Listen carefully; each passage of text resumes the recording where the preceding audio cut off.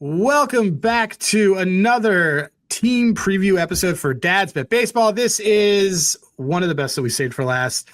Detroit Tigers. And we got our friend Nick Shlain here. But before we talk to Nick, we want to thank our sponsor, Hall of Fame Bets, hofapp.com.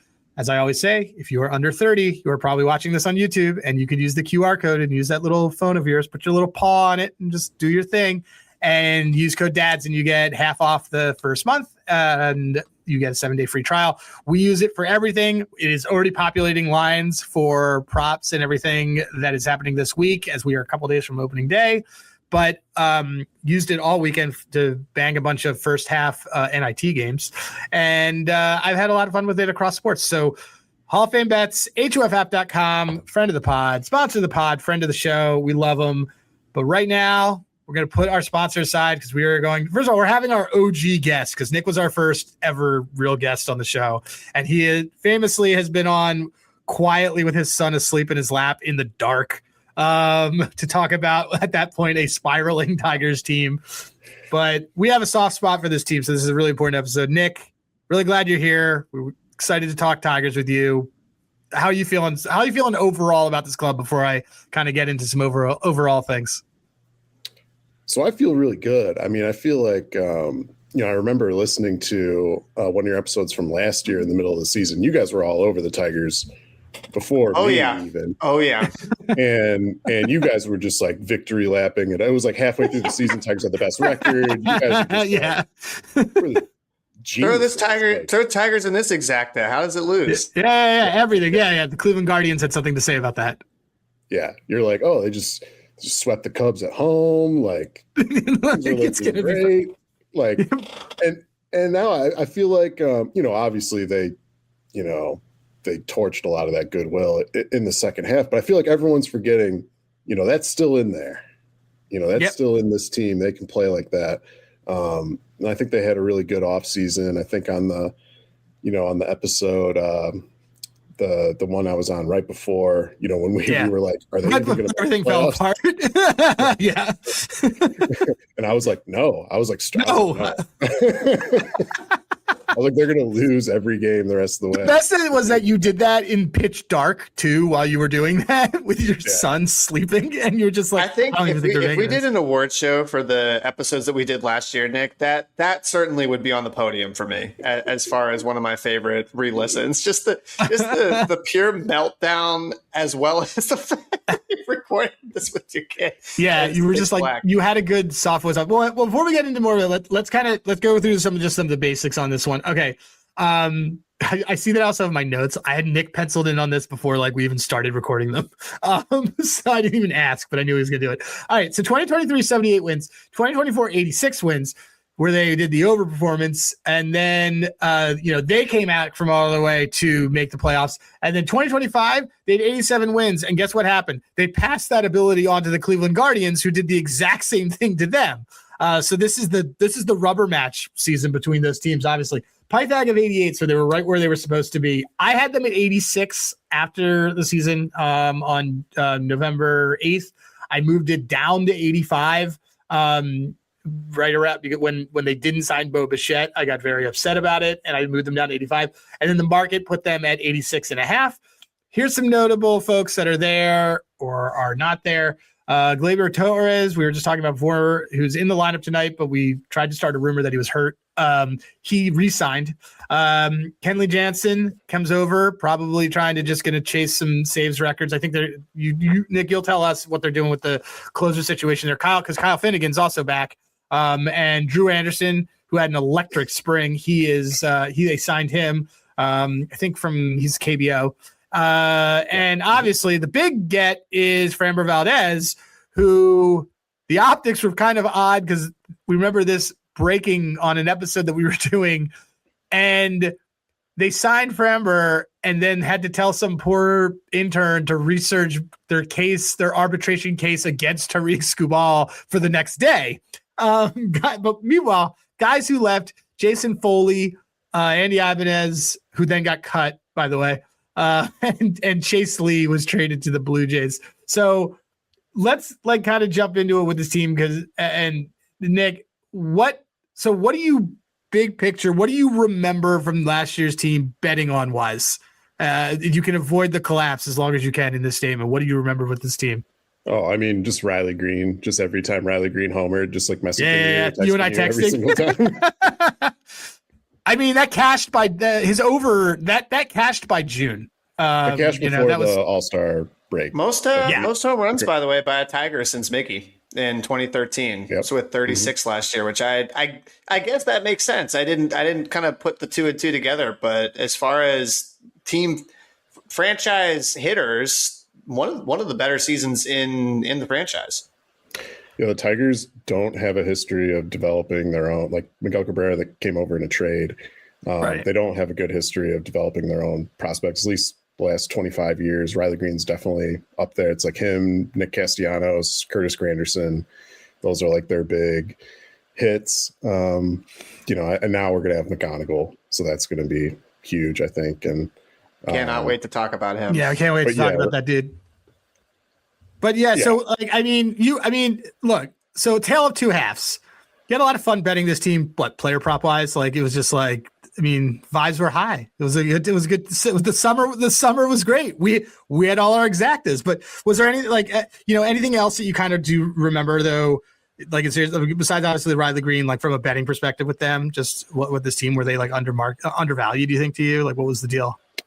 Yeah, I mean, Carpenter home runs, Torkelson home runs, McKinstry, hits. He was an all-star. Made the all-star team. Yeah, exactly. It's just like that kind of was a surprise. Casey Mize was pretty solid for them. Yeah.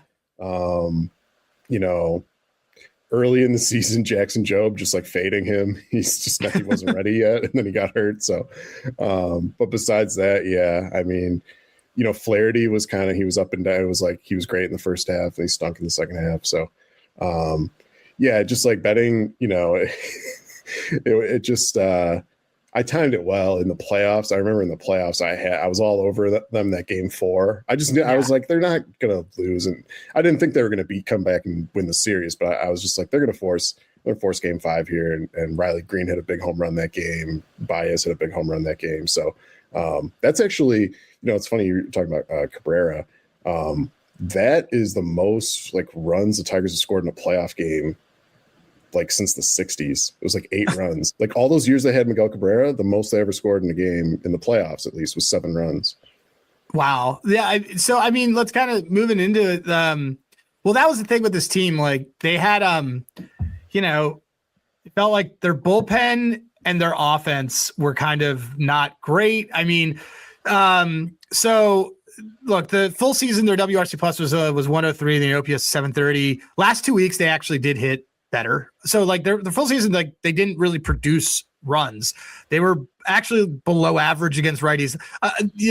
When we look at how like Spencer Torkelson and some of these guys did, it's kind of weird, but also they just bombed at home. They had their OPS at home was 769. Their OPS on the road was like 692. And like across the board, like they had below average hard hit rate.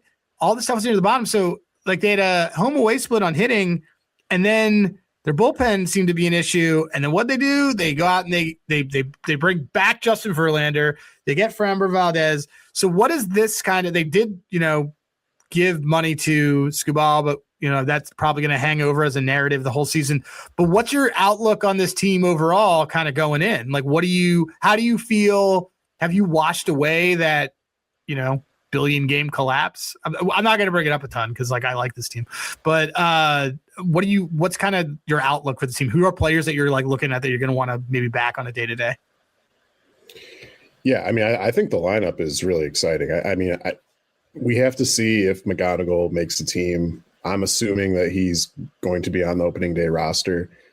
If you have him and Torres 1 and 2, I mean, I was looking at something the other day. Torres had a 387 on base at the All-Star break, and he played the whole second half basically with a sports hernia, which he had surgery for in the offseason. So, a healthy year out of him, McGonigal at the top of the order, that's going to just be a ton of base runners.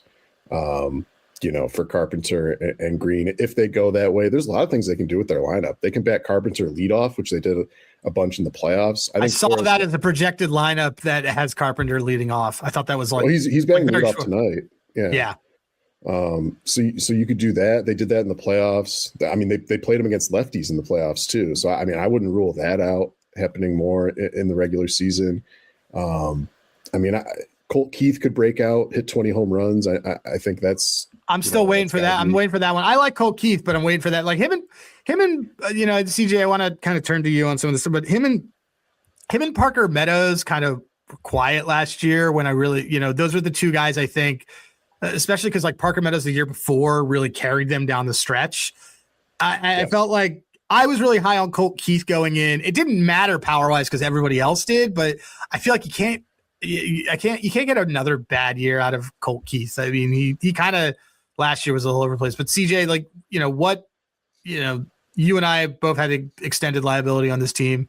Like our guest cheers for this team and knows this team. What kind of thoughts do you have? We were cheering for this team a lot, and then we were really getting annoyed with this team, and then it was almost a state of panic with this team by beginning of September. I mean, by the way, when you mentioned Cole Keith, like he actually was fine last year, like 107 WRC plus. His walk rate was over 10%, which was really good. Hard hit rate was just almost around 44% for the season. People kind of forget too, he had a ribcage injury that basically knocked him out in September. And that was really key because I actually think, and I don't know, Nick, if you would agree with this statement or not, but as bad as the hitting was, like you had Baez was a 548 OPS after the All-Star break. Like that was like, he almost was like, should have been DFA'd for how bad he was in the second half of the year. But everybody remembers, obviously, I remember like how awesome it was, him hitting the walk-off home run and him being a story of the first half of this. We even had a segment with Pete about it in terms of like how exciting of a player he was. But to me, I think where things started to really fall apart was the pitching depth because of losing Olsen at the end of July kind of was like the straw that broke the camel's back to me because like they didn't have an answer. The fact that Job had already gone down and they had put a lot into him. We mentioned, or Berg had mentioned about how, you had Flaherty, a guy that we, hopefully future friend of the show, but like really was starting to struggle in terms of managing innings by the second half of the year. And like they quietly had a rotation issue, even though they had the Cy Young winner.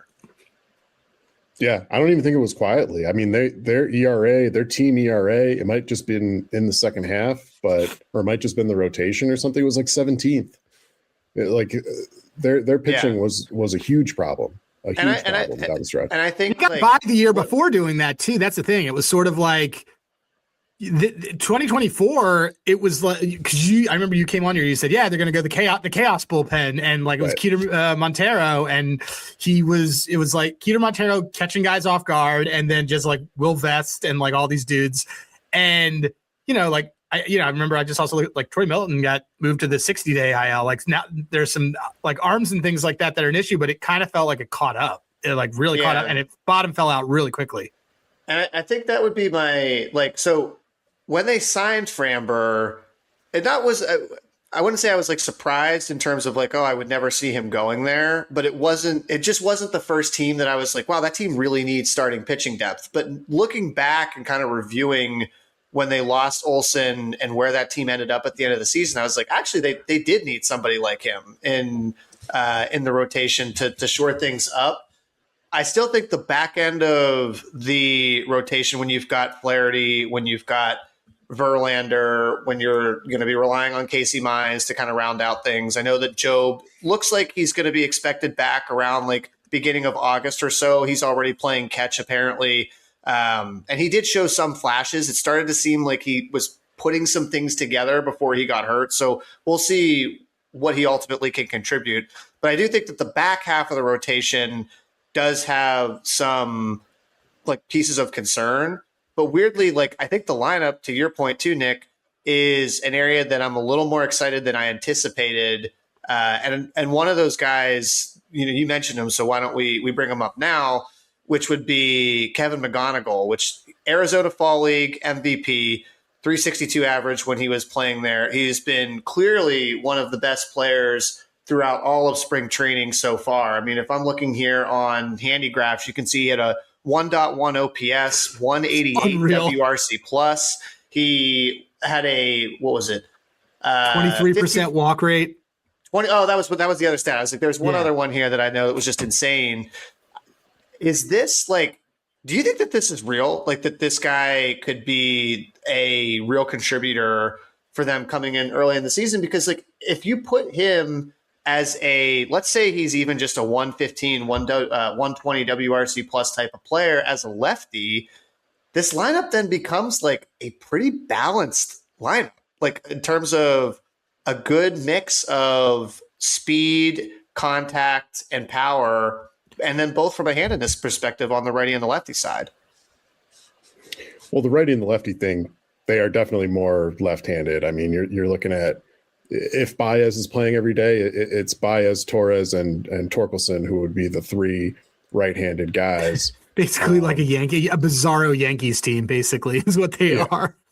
Yeah, I mean, everybody else is just, McGonigal. If Meadows and McGonigal are in there, McKinstry is also left-handed. It's looking like Wenzel Perez. He was a switcher. He's probably not going to make the team. He played a lot of right field for them last year. So we'll see about that. But yeah, I mean, I'm all in on McGonigal. I even mentioned McGonigal in the episode we did at the end of last season during the regular season. I was already turning the page. I was so done with that last season. I was just like, this guy, to see what he's done in the minor leagues, super impressive. Baseball America gave him an 80 grade hit tool. He's the first guy they've put that on since Vlad Guerrero Jr. So that's huge. I mean, he might not be the best defensive shortstop long term. I think that's his best position for this team. He's playing third base tonight. He's been playing a lot of third base as well as shortstop in spring training. So, their options at third are like him and Colt Keith and McKinstry. Vierling hasn't been playing third at all in spring training. Yeah, so that's over, I think. Because Vierling was hurt a lot last year, and Vierling was a solid dude a couple of years ago. So Vierling's healthy now. Like, what's his deal right now? He's got 10 RBIs in spring. He's been ripping the ball. Okay, great. So he's back. Okay. He's back. He's going to play every day against lefties. He might lead off every day against lefties. I mean, he's really it looks like he's back. He's going to be a contributor for this team. Him and Carpenter platooning in right field. That works. Greene will play every day in left field. If Meadows is the center fielder, could be Meadows and Baez sharing, or could just be Baez, could just be Meadows. I mean, Meadows not going to play against lefties. We'll see. Sure. So I guess it sounds like, so then, listening to it, and I'm looking, by the way, at like the spring training metrics and stuff. And other guy who had a really solid spring training, Jace Young had a really solid spring training. He's been playing first base. So I was about to ask, your outfield sounds bomb, dude. The outfield sounds great. And that's what I even mentioned. Max Clark is still in the pipeline as well. By the way, another lefty that they could be calling up. But I mean, you've also, it's not just McGonigal. Clark could easily be, I think, in this lineup, or it could be a trade piece for another team probably by June or even early July. I don't think they're trading him under any circumstances, but he is going to be at AAA Toledo to open the season. His girlfriend or wife leaked that on Instagram, I guess. And the Toledo Stadium is an hour from my house, so I'll be seeing Max Clark play pretty soon. I would guess. Trip too, man. He has. He's crazy with the chains and everything. But I could see him taking Parker Meadows' job halfway through the season pretty easily. I mean, he gets off to a good start in AAA. I mean, you see his low strikeout percentage and good eye at the plate. Good walk percentage at AA last year. Some people question his power. I don't. I think he's going to be, maybe not as good as Corbin Carroll, but like something sort of like that. A bad imitation of that works for me.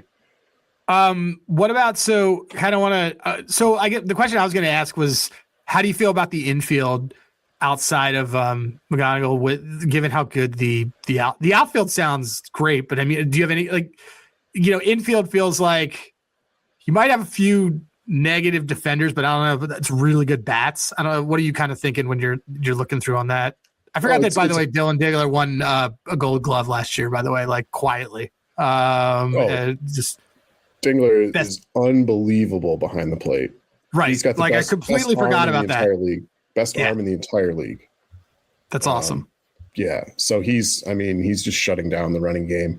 The concern with the infield defense is for Framber Valdez. He gets tons of ground balls. And I mean, Colt Keith, if he ends up playing third base most of the time, if McGonigal is at shortstop most of the time, and Torres at second base, and Torkelson at first, he's good at scooping throws in the dirt and stuff. But you could definitely see halfway through the season the Tigers being like, maybe we get a defensive first shortstop, and maybe Colt Keith can sit down sometimes and bump McGonigal over to third. I could see that happening, but that's the thing is they will. That's the other thing is, like, last year, Tigers did, like you mentioned, the pitching depth. They traded for 45-year-old Charlie Morton and Chris Paddock at the deadline. That wasn't going to help. Who was way over his innings limit when he got there. He had pitched the most innings he had since 2017. And Charlie Morton didn't end up on the team by the end of the season, right? I think he was back with the Braves. They traded for him, and then they cut him within like a few weeks. Yeah, and they paid money to get those guys. That was the thing is they took on salary and they said, we're not trading any prospects. They spent like $10 million to get Charlie Morton and Chris Paddock. But they were like, we're not trading any. At this trade deadline, the Tigers, that's my number one prediction. The Tigers will trade a prospect that you have heard of, not Max Clark, not Kevin McGonigal. They'll trade someone that you probably have heard of, or at least a top 10, top 15 prospect in their system. Bryce Rainier, Max Anderson. Not Bryce Rainier, but Parker Meadows probably. If you have Max Clark there, you could probably just trade Parker Meadows. See, no one's going to want Parker Meadows after he plays baseball for the first 2 months of the season. But I just remember, keep in mind, remember when he ripped it up in spring training, and they were like, "Oh, well, we got to do this." So I don't. It's your team, though. No, if he's playing well, then great. But he's really, if you go look at his baseball reference, I think he's only played like 150, 160 games in the majors over like years. Yeah. So we're talking about a guy, it's a very small sample size. It's a 1 year of games over 3 or 4 years now. So, I think the Tigers, like, part of the signing Framber Valdez thing is like, at least what they were saying after it, like the ownership and everything, they were just like, look, there's been no mandate, like, not to spend in the previous seasons. This was basically the Tigers front office saying, okay, we're ready, like, to actually win. Like, you can put some expectations on this team. The last 2 years, you're trading for Charlie Morton. You're not signing, the Alex Bregman thing. Great timing to actually decide to win when, I don't know, you've had the best pitcher in baseball that has won back-to-back Cy Youngs. And but who knew he was the best pitcher until 2 years ago? That's fair. And then you had nothing to support him. Here's my other thing. I'll just throw this out there. Yeah. Conspiracy Nick here. The Tigers tanked the arbitration thing to give Skubal more money. Everyone knows Tigers aren't giving him a 10-year deal. They're not giving him $400 million. That'll never happen. Right. But before this season, what do they have to gain out of that, though? Goodwill. They haven't given him. He's made like $10 million before this season, and he's won 2 Cy Youngs. I know. Well, it's just like that whole thing was such a bad look. Like, I just can't imagine. I can't imagine going in to an arbitration meeting and be like, "Here's reasons why the best pitcher in baseball is not worth any money." It was reported. that they didn't make any argument against it. They just are no, we rest our case. Defense rest. They just said we're comparing his contract to the other big pitcher. Right. and they said they didn't say anything bad about him. Skubal brought his Cy Youngs to the he brought them on the table. It didn't even get to that. It didn't even come close. I'm just like picturing like a scene of like the lawyer that the Tigers brought in is like my cousin Vinny Lionel Hutz or something. As part of this arbitration hearing. Nick, speaking of conspiracy theories, so let me throw this one out at you then, because you just mentioned that you don't think, I just gave you the 3 prospects that are at the top of their pipeline: McGonigal, Clark, Rainier. You've got Brasinho also that's going to be part of that, top 40 pipeline. You said that they're not going to trade probably one of those top prospects, but that they would trade a prospect at the deadline. So I took the signing of Framber in either 2 ways. Option A, road A, is we're going for it. This is our last chance to really win big with Skubal here. We're going to go sign Framber, and we're going to be very aggressive at the deadline given where the state of the team is, because we know that Skubal will not be here at the end of the season. That's road A. Road B is Framber was actually a hedge against Skubal leaving. Yeah. And the more you're talking about how they're treating some of the prospects and what they've been investing in the last couple of years, I'm starting to believe, and that's why I want you to kind of comment on this. Like, I'm starting to believe that management looks and says, we're going to sign Framber. We're going to go for it this year. If it doesn't work out, we still have a lefty that leads the top of the rotation. We'll bring back Job, and we've got all of these great young prospects in our pipeline that we still expect to be a really competitive team in this division. Yeah, 100%. It's both. I mean, it's both. It's I don't think you get to the deadline and they're going to be like, oh, it's our last chance with Skubal. We're giving up Clark for all this stuff, or giving up Rainer. They're not doing that. They'll trade someone that you maybe have heard of, and they'll get somebody, a position player, I believe, who's an upgrade for them.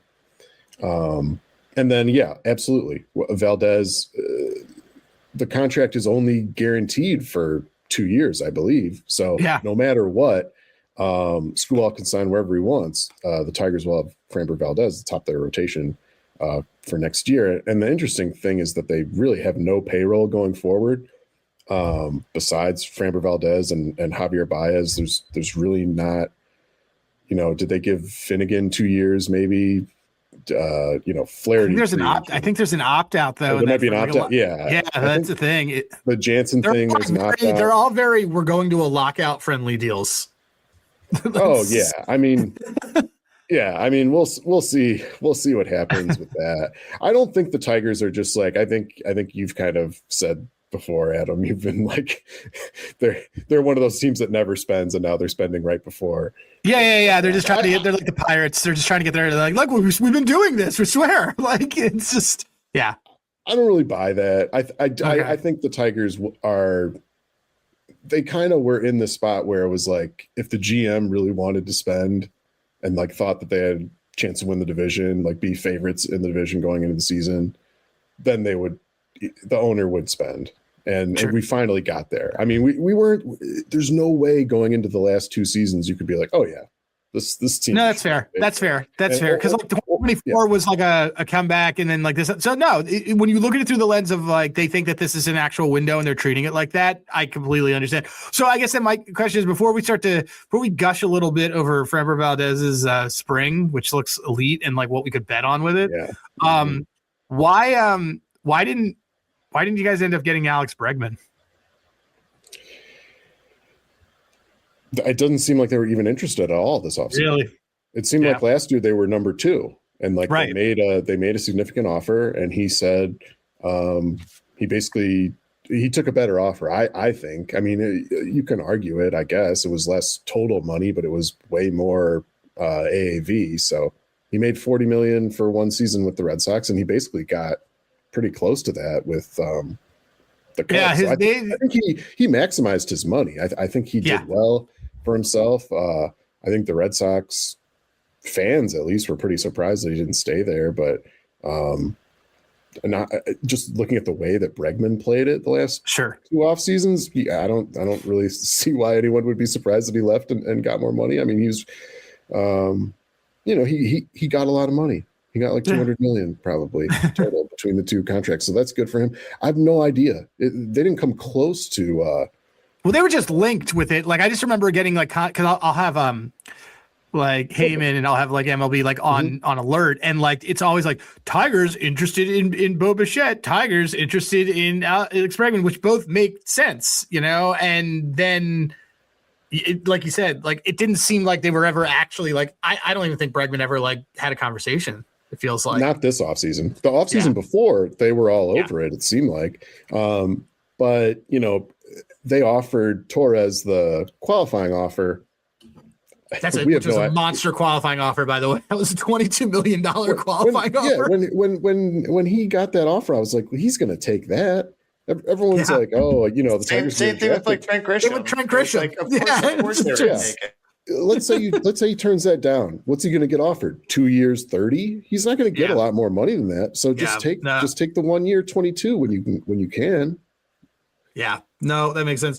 CJ, you want to talk a little Framber, and then we can talk about some bets on this team, because I have nothing on this team, so I'd like to come away with something. Yeah, I mean, I'm in the same boat as you, and I'm like kind of looking. We'll get to the prices, but I think it's interesting that their win total is 86.5, and yet they are fairly short odds for a lot of like different prices that are going to indicate to me that they're going to make the World Series. They're going to win the division. Like, I think they're plus 110 to win the AL. They're like 9-1 to win the pennant. Like, it's so the something's not correlating there between the win total and sort of their ceiling, which I would also, by the way, agree with. I think that their ceiling can obviously be really high. And again, that's because of that 1-2 punch of Skubal and Framber. I mean, Framber, like you said, Berg, it's not even a contest on who has been, I think, to me, the best pitcher in spring training. 18.1 innings pitched so far, sub 1 ERA. Yeah. He had a 20% electric. Came on SPB. He had a walk rate of under 3% and did not give up a single home run with an expected batting average of 214 in the spring. Like, you like that? Like, that's so. Does Framber? The way that I was kind of looking at this, Nick, to try and bet him was, I'm looking at, would he be a guy that I might be interested in win leader on this team, and because I don't want to take him on strikeouts. I'm looking for the ERA number, Berg, and I couldn't really find like what his under ERA would be, because I'd be interested to see what they have that listed. So he's 20-1 for win leader.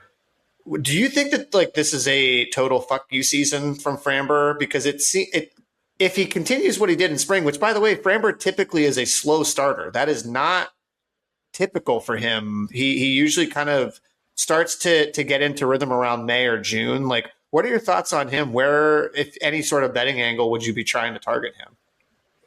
Yeah, that's interesting that you mentioned he's a slow starter, because he signed like right before spring training too. Yeah. So like, I get worried sometimes when guys do that, because I'm like, this guy was just like fucking around maybe the whole like off season, just like what team facilities was he at? Don't tell that to Nick Pivetta. That's the other recent example who also actually was. Well, Corbin Burns too. So he just went home basically with his. Yeah. But no. What do you run Framber? I'm looking at Framber Marcus while you guys are talking. Yeah, I mean, I could see a big. I mean, that's the thing about him is 3 of the last 4 years he's had over 190 innings, and I think that is. The Tigers have mentioned since signing him that, obviously he was a very late to sign in the offseason, but they were talking about him in the front office from the beginning of the offseason. He was a target for them. And I think, because I didn't really see his name. I never heard it. Trade rumors they were or not anything. linked. It was linked. Quiet. Yeah. No, they were never linked publicly. I think it was just a logical thing. Like a lot of people were surprised by it, but like Mark Feinsand on MLB.com, it wasn't sourced, but he had an article where maybe a week before Framber signed, he was talking about the Orioles and the Tigers and a few other teams, but the Tigers were, they're sitting there. Tigers don't look that special without him, but you put Framber Valdez on that team, you put Verlander, maybe a rejuvenated a little bit Verlander. He had a good finish to the last season. He did. Even though he's 43, I think he could be pretty good for them. His FIP was good. Like he had a pretty bad defense on him. Like when you factor some of the things, he did better down. So he also didn't get his first win till August, but which was kind of wild to me that he was also only 0-8. It wasn't like he wasn't like Sean Bosky. He wasn't like 2-17 or something like that. The only thing that would give me pause about Framber would be the defense. Would be if you're thinking most days that Framber starts, it's going to be Colt Keith at third and McGonigal at short and Torres at second base, then it's like, I think Torres is fine on the balls that he can get to. That's the range is really the issue with him. And Keith is just like kind of a butcher in the field. I mean, he can play the second and first and third. He's not very good. He mashed in the minor leagues. That's the thing. It's like his offense should be better. And then McGonigal, people just are not sold that he's some kind of great defensive shortstop. His hit tool is the carrying tool there. Is there a world where Framber wins Cy Young? Yeah. Mm-hmm. 20 to 1. He's 20-1 for the wins. What's he's 22 I'm seeing 22 to 1 on DK for Cy. Yeah, I'm seeing for Cy. 20 to 1 for win leader. I personally think I would lean win leader more on if that's the price I'm going to be getting on Cy. Just because how many his ERA is not going to be that good is what you're I don't thinking? even know if it's ERA, but it's the same argument you and I always go back and forth on when you've got two, prototypical aces in the rotation, which another team we're about to preview. We've had this discussion quite a bit with the Phillies, where as far as Cy Young goes, like, look, if Skubal is once again awesome, yes, there's going to be some Skubal fatigue, but I don't know if that would, inherently want writers or fans to kind of look at as Valdez as your Cy Young winner, but as win leader, if I'm getting based the same price, I might be a little bit more interested in that. I did have one other long shot. By the way, one note on that. It's because you have me think about it. Especially with the wins, it's a hitter friendly. It's a pitch. It is hitter friendly, and it's a relatively pitcher friendly park. Sorry, you're right. Pitcher friendly. I thought of that too. For all this, because like right is deeper. And or left is deeper, and you didn't like ERA under for him. I didn't see what the number was for ERA under. Otherwise, I think I would 3.67. Oh, I'm definitely under on that. Yeah, you like that? Yeah. Mm-hmm. Oh yeah, that's a slam. Yeah. I thought it'd be closer to 3.5. Yeah, no. It's I was looking at it right now. Because like that's immediately where my mind went was, especially with. Oh, no, I'm sorry. You're right. Never mind. I was looking at Freddie Peralta. It's 3.5. So do you think he can get us, which seems now about right? Yeah, it seems fair. Yeah. He's 2 to 1. He's 2 to 1 for 14 wins. If you want to ladder up the thing. I think I would still lean under that though, because 2021, 134 innings, 3.14 ERA, 3.85 expected. 22, 2.82, 3.27 expected, 3.45, 2023, 2.91, 3.45 expected. Like, I don't know if you're getting a ton of value, I guess, at minus 110. That's the only thing, like the price wise. Yeah, usually those are ways to like our Springer stuff. Like it's like a soft way to fade under or the ERA one under ERA. Yeah. It's like because he's so short on all the other categories. That's the thing. If you think Framber's going to have a sub 3.5 ERA, you might as well bet the Cy because you're basically saying that you think wins. you can win. Yeah. I bet win. Well, so we could ladder wins too because 14 is 2 to 1, which is pretty juicy. I think isn't 16 6 to 1? I think 16 is 6 to 1 on there. Then I want that. Oh, then I want that and win leader. I think that's what I want. This is why we had you, Nick, because we had nothing on this on them. Yeah, 6 to. I want this. I want 16 wins at 6 to 1, and then I don't know if I need another Cy. I got one more big name, Nick, that I want to bring up when we're talking about awards, which is Riley Greene. So Riley Greene had a very good season last year by every single measure, right? 258, 343 WOBA, 493 slugging, 806 OPS, like very good season. Obviously, the big thing with Riley Greene, strikes out a shit ton. 30.7% K rate, only a 7% walk rate. And yet I'm kind of looking at him and going, man, he's able to get that K rate down to sub under 23%. Is he a guy at 50 to 1 for MVP or 60 to 1? I'm sorry, 60 to 1. 60-1 for MVP that's worth a sprinkle? Oh, I have it at 80-1 on FanDuel. Whoa! Nick comes in and puts his balls on the table immediately. But I thought I think it might still be 80. I think it's still like that. Probably like 80. If you shop around, we only have DK up, so you're probably right. Yeah. No, I think Riley Greene, like you're talking about the strikeouts, that's just last season. I mean, the other seasons he was not striking out like that. So for me, easier said than done. But I think if his power is able to hold at all with him reducing strikeouts, and he's been talking about a change in his approach, and he talked about how last year he tried to hit a home run every single at bat. That's done with. He just wanted to cash our bet. He was just I'm going to do this for Nick and Adam before I get to the All-Star game. I'm seeing if I can find that number right now on him. Yeah, I mean, like that he just mashes. It's just like that's the thing. Is like if you to CJ's point, look, if he walks more, you're probably going to get a little bit lower on the home runs. But one of the first things when we were looking at stuff for the offseason, I looked at Riley Greene and I said to CJ, I'm like, Riley Greene quietly had an MVP year, and I don't think anybody talked about it. He was great. That's the thing. Yeah. Like, I mean, and I think again, like people have that bad taste left in their mouth from the end of the season with the lineup just not really. I didn't look at his splits. I guess he's 100 He's 100-1 on if you can find any. It's none of us, but if you can find anybody who can get down on the artist formerly known as the ESPN bet, he's 100-1 on there. What was his feels like last year in second half?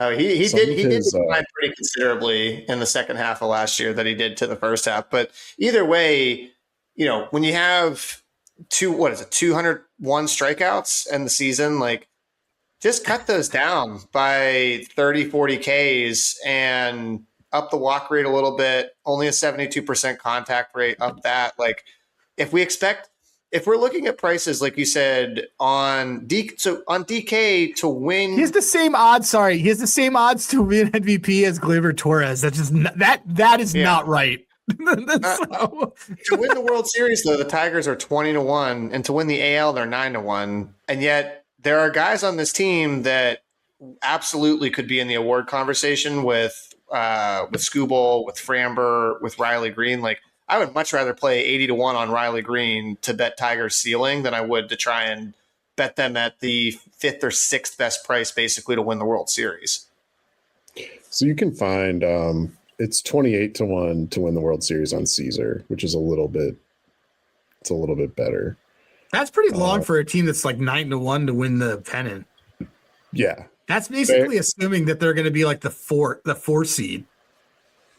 Yeah. Which is weird because like they're priced as if they could still beat anybody well, you know what it is? It's because they'll have their playoff rotation would be really nasty. Because their playoff rotation would be Skubal, Framber, and Mize. Yeah. Or I guess not Flaherty, would be Mize, yeah. So no, Flaherty would be the 3. You think? All right, well, yeah, you would know. Oh, here's my hot take is Mize could lose his job to Drew Anderson. Yeah, that I agree with that. Drew Anderson's looked great. So yeah, I mean, Casey Mize quietly had the worst spring training of anybody. He has a 2% difference between his strikeout and walk percentage in spring training. They've been asking him about it. He's like, I don't know. I stink right now. Like he just has no answers. No answer. It doesn't sound good. I would expect him to have those first few starts will go poorly. I think, okay, so here's what I think, guys, because we sadly had to put a bow on it before the Phillies fans start knocking on the door at the bottom of the hour. Okay. I think we all want to take Framber Valdez 16 wins at 6-1. I think we want to take him for win leader at 20-1. And I think that we have to find somebody who has a ESPN account and can get down Riley Greene a quarter of a unit on you. He's the same price as Gleyber Torres, which is just not that. We got to take Sean to drive to Connecticut for us, Adam. Like, we got to get Sean to drive up. I'll get Sean to do it. Yeah, Sean will do it. But that's ridiculous. Or Kyle will do it when he comes on the show in 10 minutes. But that is CJ will always say to me, "That's wrong," and I'll be like, "I don't know. That's wrong." He should not be priced the exact same as Gleyber Torres for MVP. He shouldn't. He absolutely shouldn't. No. So I think we should all take that. Yeah. Cool. All right.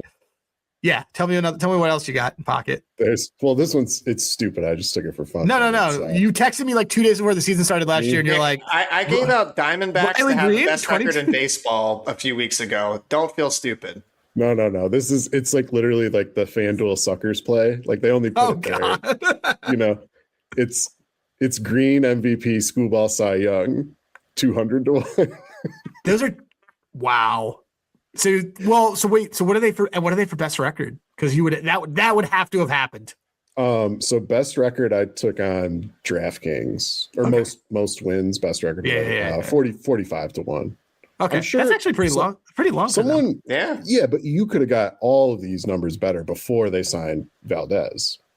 Sure, right? But I mean, you know, I saw like, not to dunk on somebody, but I saw somebody in the fantasy sports and betting community who touted Ronald Acuna Jr., our stolen base leader, at 15 to 1, when all of us have discussed this for months at 30 to 1. So good on him. But and you know exactly what I'm talking about. But look, anyway, that guy sucks. Anyway, that's like the point. Like, wait, parlaying though. What was the last time that a team had the guy won the Cy and an MVP on the same team? That it wasn't the same guy. Is it got to be Verlander and Cabrera? It wasn't the same guy. That happened? Yeah, it must have been Verlander. Had to be that. Verlander and Cabrera. Verlander and Cabrera win Cy and MVP, because Verlander won MVP and Cy.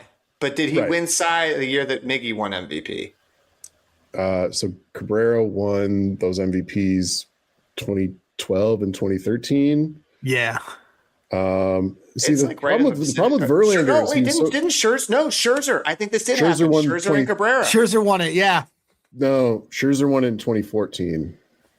No, Scherzer was 2013. I distinctly remember this because that was, I think, the Tigers Red Sox ALCS, and I remember that Scherzer was 13. That's 2013. I almost am positive that Scherzer was Cy that year. I think it might be 2014 though, because it was the year that Scherzer randomly won 24 games. Oh God, yeah, back when people still pitched. It's so funny because we're talking about two guys, by the way, who absolutely cannot make it past the fourth inning now and are still actively on teams and like signed late. No, man. 2013, baby. He won 21 games in 2013. 21 games. Yeah, 21. Okay, so who? Scherzer won the Cy and Miggy won. He won the Cy. Was that the Triple Crown year? I don't know if it was. I'm looking on Baseball Reference right now. So, okay. So this 2013. All right, I'm good. My memory served me correctly here. So Cabrera was MVP that year, and he was the Triple Crown winner that year as well, I believe. Nice. 137 RBI, 44 home runs. That's on FanDuel. 348 batting average. Jesus. Great season. A three-peat for Skubal and Riley Greene. I think we got to get on this. So look, it sounds like we've backed this whole team, so we now got to put a bow on the entire thing. So we're going to use as the win total for this team. This is where the bottom drops out of the conversation. We're going to use what am I seeing here? I see 85.5. Nick, over under.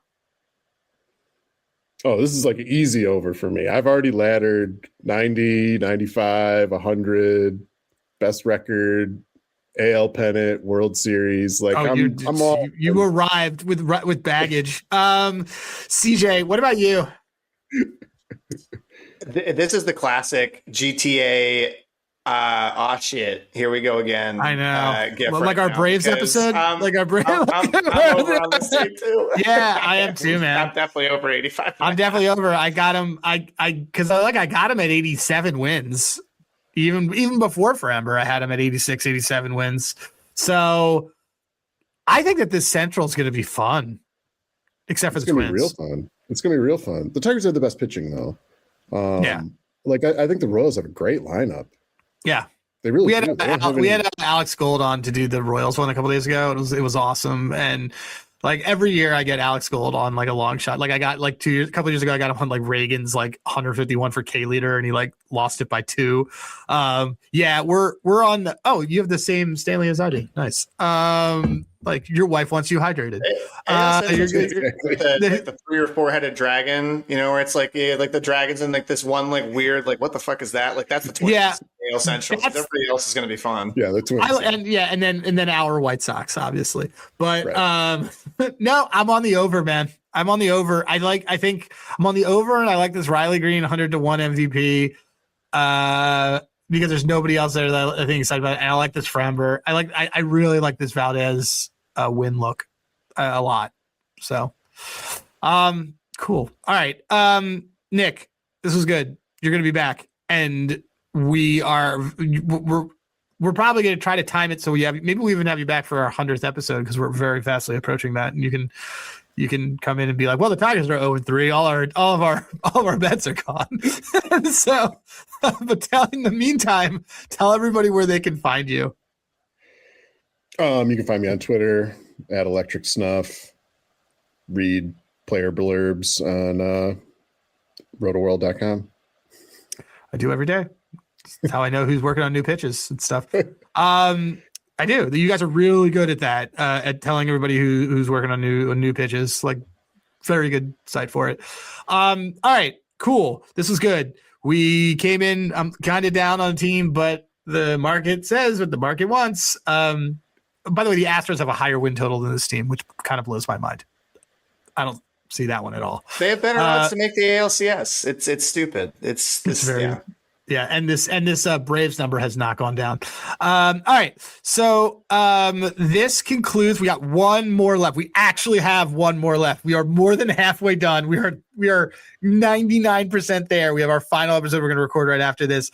Thank you again to Hall of Fame Bets, HOFapp.com. Use code DADS. Also, thank you to Handygraphs, which you guys, if you know us, that's our baseball data site and hockey site as well. But it's baseball season. We have a bunch of new stuff there. We just announced today we have Ask Handygraphs, which is our AI agent that can help you if you say, hey, who has a great who are the top hitters today that are in hitter-friendly ballparks or are going against pitchers that have inflated ERAs, and it will tell you that, and you can look at metrics and have fun with it. We're going to actually play with it a lot more for DFS this season too. So handygraphs.com or hit CJ and I up, and we'll make you a deal. So with all that, one more to go, and go Tigers. Yeah, go Tigers.